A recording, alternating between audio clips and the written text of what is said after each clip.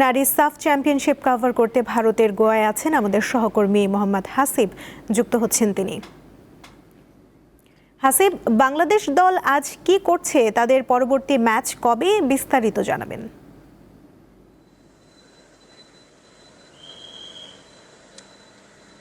সুমনা, বাংলাদেশ দল আজকে এই মুহূর্তে হোটেলে আছে, হোটেল প্ল্যানেটের রিসোর্টে।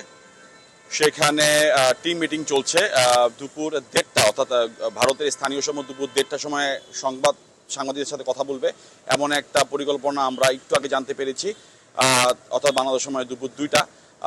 দল যেহেতু গতকালকে ম্যাচ জিতেছে, 4-2 গোলে মালদ্বীপকে হারিয়েছে, মালদ্বীপ বিদায় নিয়েছে আসর থেকে, বাংলাদেশ যেই প্রত্যাশা, যে মিশন, সেটা নিয়ে প্রথম ধাপ তারা সাকসেস হয়েছে।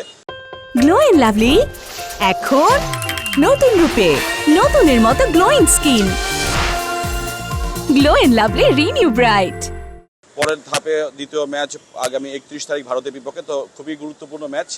এই ম্যাচকে সামনে রেখে কাছে টিম মিটিং হচ্ছে এবং সেই টিম মিটিংয়ের পরে টিম মিটিং কীভাবে বা কী পরিকল্পনা, সেটা নিশ্চয়ই আমাদেরকে কোচ বা খেলোয়াড়রা কথা আমাদেরকে শেয়ার করবে, তেমনটার জন্য আমরা অপেক্ষা করছি।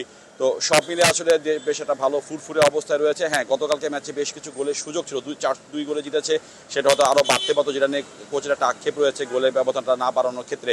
সো সেই ভুলগুলোকে শুধরে নেওয়ার যে একটা পরিকল্পনা, এবং সেটাকে আসলে কিভাবে পরবর্তীতে ভারতের বিপক্ষে ম্যাচে কোনো রকম ভুল না করা, অর্থাৎ গোলের সুযোগ পেয়ে গোলের সুযোগ কাজে লাগানো, বা অন্যান্য যে টেকনিক্যাল ভুলগুলো গতকালকে ম্যাচে হয়েছে সেগুলোকে কাটিয়ে উঠে ভালো করে পরবর্তী ম্যাচের জন্য নিজেকে প্রস্তুত করার জন্য বাংলাদেশ দলের এই টিম মিটিং চলছে। এবং সেটা দুপুর 1:30টার দিকে, অর্থাৎ বাংলাদেশ সময় দুপুর 2টায় দুজন খেলোয়াড় আমাদের সাংবাদিকদের সাথে কথা বলবে, তেমনটাই আসলে আমরা জানতে পেরেছি।